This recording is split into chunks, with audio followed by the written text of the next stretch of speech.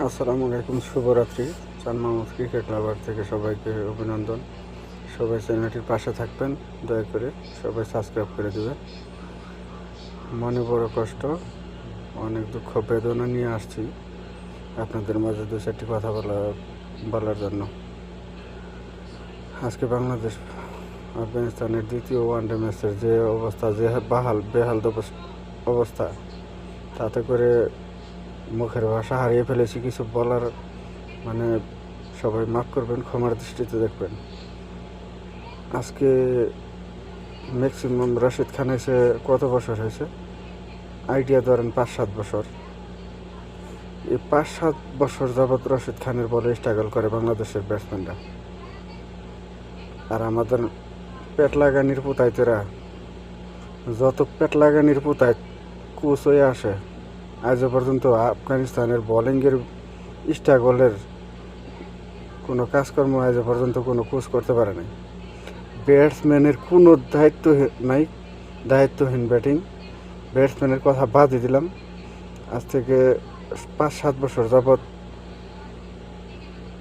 রশিদ খানের বিরুদ্ধে স্ট্রাগল করে ব্যাটসম্যানরা। গত টি-20 সিরিজেও পরপর 4 ম্যাচে জাকির আলী এলবিডব্লিউ হয়েছে। এরকম অনেক ব্যাটসম্যান একই অবস্থা। রাশিদ খানের বল গুগলি বুঝতেই পারে না বাঙালি। এগুলা আর কিছু দোষ না, ব্যাটসম্যান জীবনে অনেক দুঃখ কষ্ট দিচ্ছে আমাদেরকে।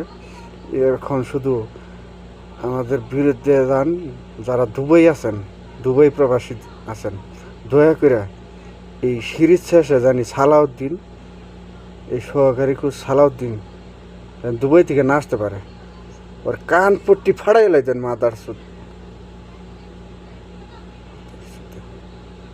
মানুষ ম্যাচ স্ট্রাগল করলে কোচ এরা পাগল হয়ে যায়। আর একটা বারো ক্যামেরা আমাদের সহকারী কোচ, অ্যাসিস্ট্যান্ট কোচ, হেড কোচের দিকে ক্যামেরা যায় না।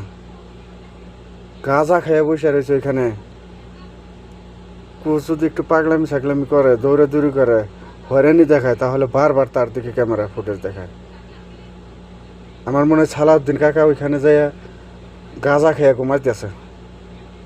সারা ম্যাচে ওনার প্রতি কোনো ক্যামেরাই নেই। সালাউদ্দিন কাকারে দেখাই যায় না। সালাউদ্দিন কাকারে গাঁজা খাওয়াইয়া মনে হয় শোয়াইয়া ঘুম পারতেছে, টেনশন নাই। আর বড় বড় লেকচার, আমি তো জোর করে ইচ্ছা করে বোর্ডে আসিনি, আমাকে তেল মেরে আনছে এখানে। ওনাকে তেল মারার জন্য বাংলাদেশ ক্রিকেট বোর্ড নিছে। আর বাংলাদেশে 18 কোটি মানুষের আবেগ নিয়ে খেলার জন্য। ভালো থাকেন সব।